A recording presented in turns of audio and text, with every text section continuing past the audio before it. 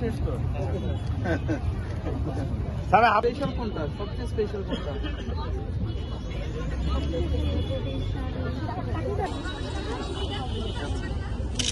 আমার তো এটা কি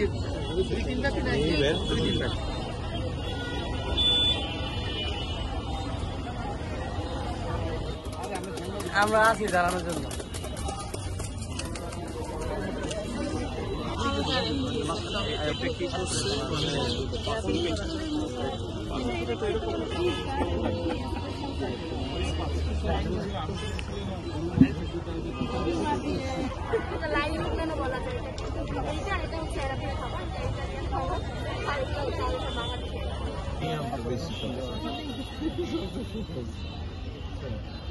আপনাদের বাসা কোথায়?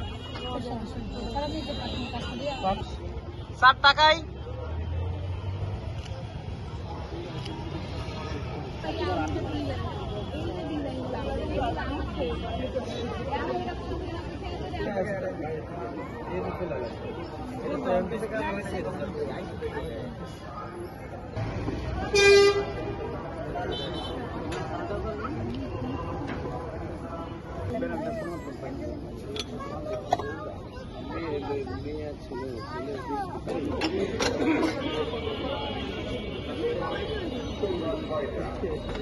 আমি রাফিয়া ইকবাল, উপপরিচালক মহিলা বিষয়ক অধিদপ্তর শরীয়তপুর। পিঠা উৎসব 2025 এটা হচ্ছে গিয়ে, পিঠা হচ্ছে আমাদের বাঙালির সংস্কৃতি, আমাদের আইডেন্টিটি আমি মনে করি পিঠা উৎসব। তো এই যে এরকম উৎসব আমাদের মাঝে মাঝে করা উচিত, কারণ আমাদের রিফ্রেশমেন্টের জন্য এটা আমাদের দরকার মনে করি। আর আমরা অনেকেই আমাদের এখানে যে পিঠাগুলো আছে দেখতে পাচ্ছেন, অনেকেই হারিয়ে যাওয়ার পথে।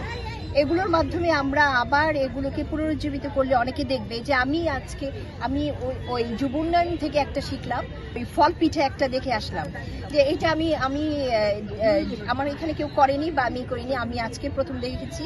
তো আমার কাছে খুবই ভালো লেগেছে এবং আমি খুব আশাবাদী এগুলো আমাদেরকে পুনরুজ্জীবিত করবে।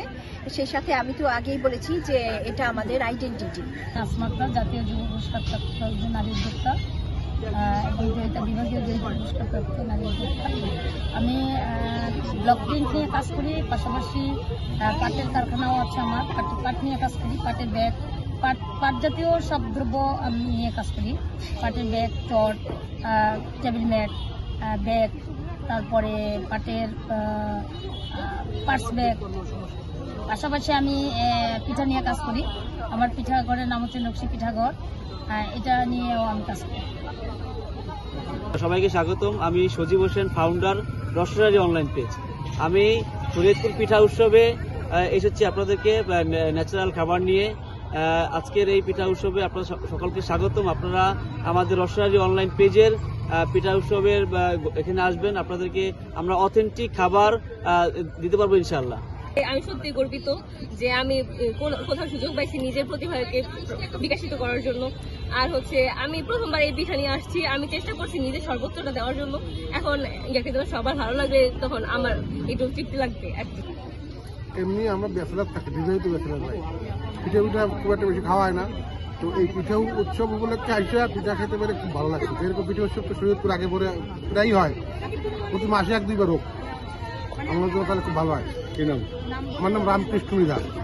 আমি সাইফুল ইসলাম, এসকে ফার্মাসিউটিক্যালে জব করি। আসলে আমরা সবসময় পিঠা তৈরি করতে আমাদের বাসায় হয় না, তো এখানে পিঠা উৎসবে এসে আমার আসলে খুব ভালো লাগতেছে যে অনেক বিভিন্ন ধরনের পিঠা আমরা পাচ্ছি এবং খেতে পারতেছি এবং খুব ভালো লাগতেছে এখানে আসার পরে। তো এরকম যাতে সবসময় কন্টিনিউ থাকে আর কি পিঠা উৎসব মেলাটা। জানেন আমাদের জীবনের সাথে, আমাদের ছোটবেলার সাথে গ্রামীণ ঐতিহ্য নিবিড়ভাবে জড়িত এবং সেই ঐতিহ্যের একটি অন্যতম গুরুত্বপূর্ণ উপাদান হচ্ছে পিঠা।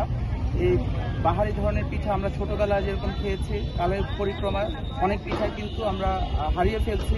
আমরা চাচ্ছি এই তারুণ্যের উৎসবের এই আয়োজনের মধ্যে পিঠার উৎসবটাকেও আমরা এটাকে সম্পৃক্ত করতে, যাতে এখনকার প্রজন্মের ছেলেমেয়েরা আমাদের ঐতিহ্যের সাথে নিবিড়ভাবে সম্পর্কযুক্ত সেই প্রাচীন পিঠাগুলো, গ্রাম বাংলার ঐতিহ্যের সাথে যেন তারা পরিচিত হতে পারে। সেই পিঠাগুলোকে আবার একটা পুনর্জাগরণের মাধ্যমে আমাদের ঐতিহ্য, লোকজ ঐতিহ্য, এগুলোকে আবার নতুন করে সামনের প্রজন্মের কাছে উপস্থাপন করার এই যে উদ্যোগটি আমরা নিয়েছি, এই উদ্যোগে সকলকে আমরা সম্পৃক্ত করতে চাই এবং সকলকে আমরা আন্তরিকভাবে অনুরোধ করছি সবাই যেন পিঠার সাথে একটা নিবিড় সম্পর্ক, যেটা আমাদের ছোটবেলা আমরা দেখেছি, সেই সম্পর্ক যেন আমরা পুনঃপ্রতিষ্ঠিত করতে পারি।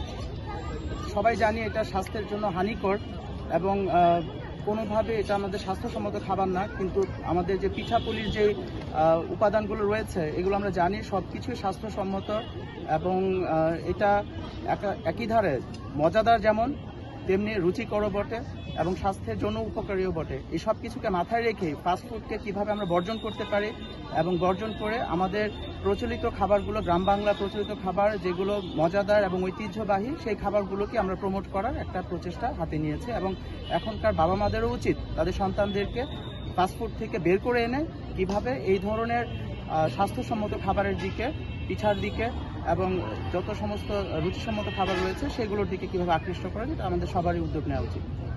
ধন্যবাদ।